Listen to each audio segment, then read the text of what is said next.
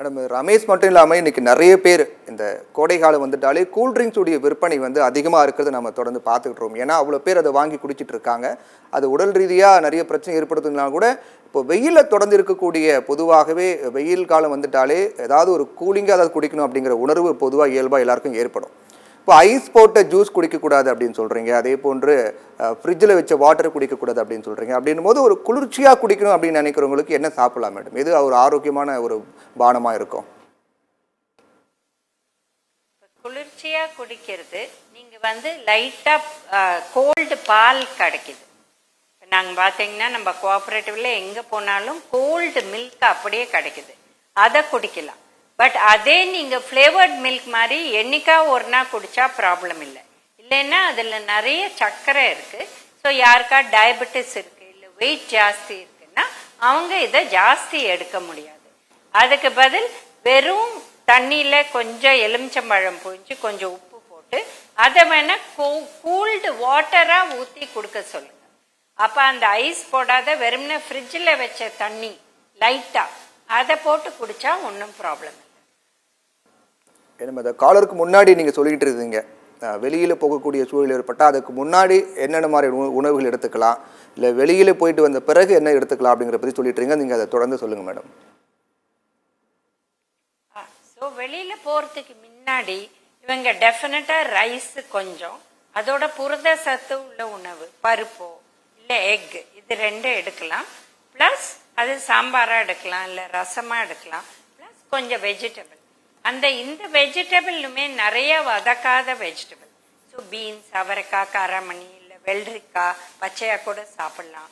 அந்த மாதிரி சாப்பிட்டுட்டு கொஞ்சம் மோர் குடிச்சிட்டு போனாங்கன்னா இது ஸ்டமக்குக்கும் லைட்டாக இருக்கும், இது ஈஸியாகவும் டைஜஸ்ட் ஆகும். அண்ட் இந்த நீர் இருக்கிறதுனால, வாட்டர் கண்டென்ட் இருக்கிறதுனால இது ஈஸியாக இருக்கும். அவங்க வெளியில் போயிட்டு திரும்பி வந்த அப்புறம் அவங்க நார்மல் உணவு சாப்பிட்லாம். இப்போ நைட் டைம்னா டிஃபன் ஐட்டம் எடுப்பாங்கன்னா அது இட்லி, தோசை, பொங்கல், உப்புமா அந்த மாதிரி எடுக்கலாம். பட் இல்லை நாங்கள் ரைஸ் தான் எடுப்போம்னா ரைஸ் எடுங்க. பட் ரைஸோட கொஞ்சம் பருப்பு அந்த ஐட்டங்கள் எடுத்திங்கன்னா பெட்டராக இருக்கும். ஏன்னா இன்ஃபெக்ஷன் நிறையா இருக்குது சுற்றி சம்மர் டைமில்.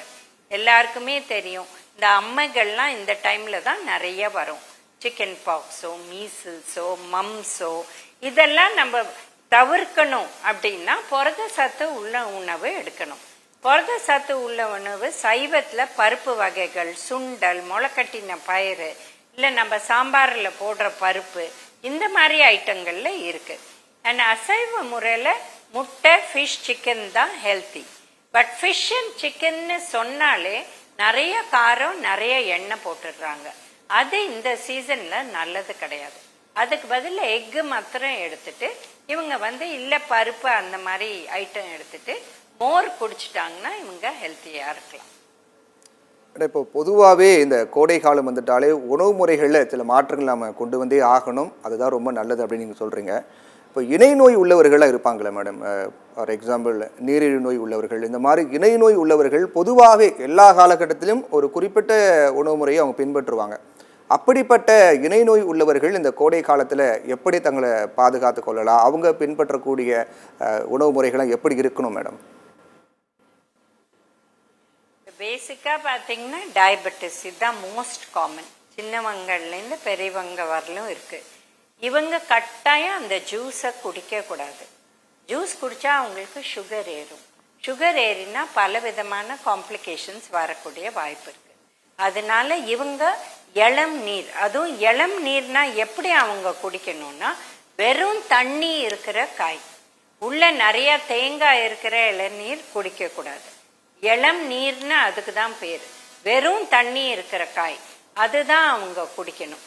ஏன்னா அதில் தான் உங்களுக்கு அந்த அளவு உங்களுக்கு கார்போஹைட்ரேட் கண்டென்ட் இல்லை மாவு சத்து கண்டென்ட் இல்லை. அடுத்து பார்த்தீங்கன்னா இவங்க ஹைட்ரேஷன் வேணும் அப்படின்னா ஃபஸ்ட்டு 2 விஷயம் செக் பண்ணும். ஏன்னா ரொம்ப வருஷம் டயபெட்டிஸ் இருக்கிறவங்களுக்கு சில பேருக்கு இருதய நோய் இருக்கலாம், சில பேருக்கு கிட்னி ப்ராப்ளம் இருக்கலாம். ஸோ இது பிரகாரம் அவங்களுக்கு எவ்வளோ ஒரு நாளைக்கு தண்ணி குடிக்கலாம் அப்படின்னு சொல்லுவாங்க.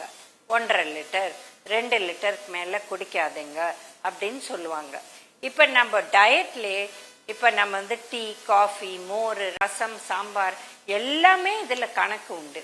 ஸோ வெறும் தண்ணின்னு அவங்களுக்கு 1 லிட்டர் தான் வரும், அதுக்குள்ளே அவங்க மேனேஜ் பண்ணும். பெரும்பாலும் இந்த 11 to 3 இவங்க வெளியில் போகாத உள்ளேயே வேலை பார்த்தாங்கன்னா பெட்டராக இருக்கும்.